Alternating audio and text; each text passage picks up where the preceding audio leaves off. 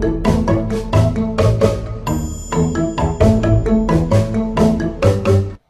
welcome back to Daily Wrap. It's time for an NFL edition of Yea or Nay. First up, as you all know, today marks the 14th anniversary of 9/11. And for the past 10 years, MSNBC has decided to play raw broadcast footage from NBC's Today Show from September 11th, 2001. Many have questioned the motives behind the decision to re-air that broadcast. Some have even called it death porn. Yes, the footage serves as a record of a powerful historical event and a group of journalists doing their best to provide calm and understanding in a time of turmoil and chaos. But on the other hand, are the events of that day still too real to too many people? Yea or nay, Unger? Tough call. I will admit to you that I tend to watch it when it's on. I watched a sizable amount of it this morning. I did as well. It makes you remember. But yeah, you know, anything that happens with all of this, you always have to stop and think about the people who were truly harmed on that day, the wives, the children, the relatives of people who died. And hopefully it does not upset them. I'd go to Amy Holmes next, but unfortunately she had to run. Happy hour means happy hour starts at 5 o'clock, so apparently, or 6 o'clock, so 7 o'clock, so that's that. Depends on where you are in the country. Anyway, would you play it again, or do you think MSNBC is trying to exploit the events of 9/11?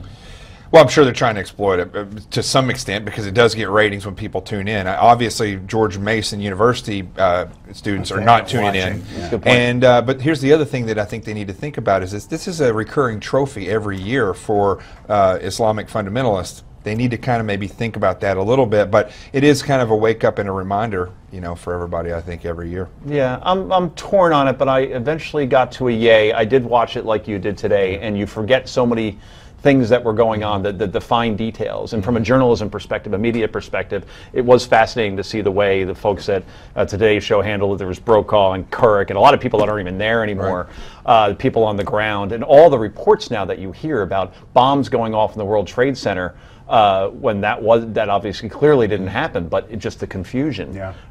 It's educational, I think, and that's what I came down on. Anyway, let's move to something a bit lighter. CNN president, his name is Jeff Zucker. He has told his producers and talent to cover Donald Trump until viewers stop tuning in. But apparently his staff has had enough, according to Jordan Charlton, a friend of mine at The Wrap. Producers have complained about excessive coverage, especially a decision to bump a Hurricane Katrina special from Anderson Cooper in favor of an hour-long post-Trump rally special with Don Lemon.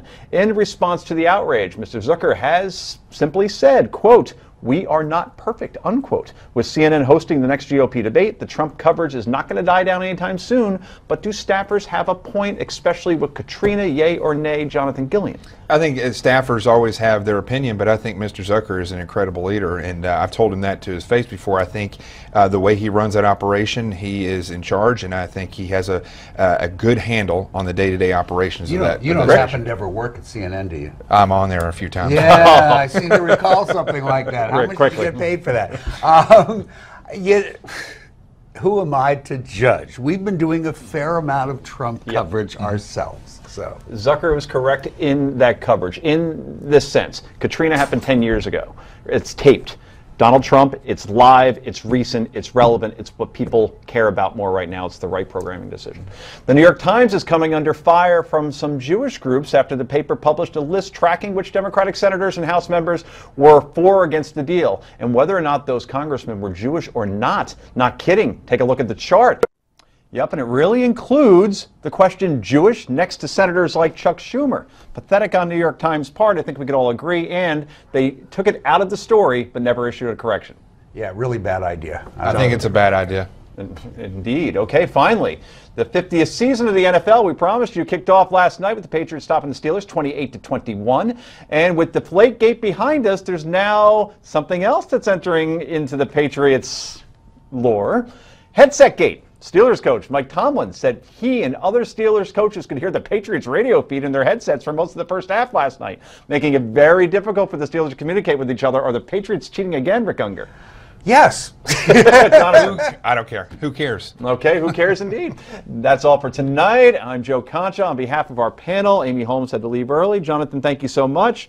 Mr. Unger, have a good weekend. You too. I thank you for joining us tonight. The Steve Malzberg Show. That's next.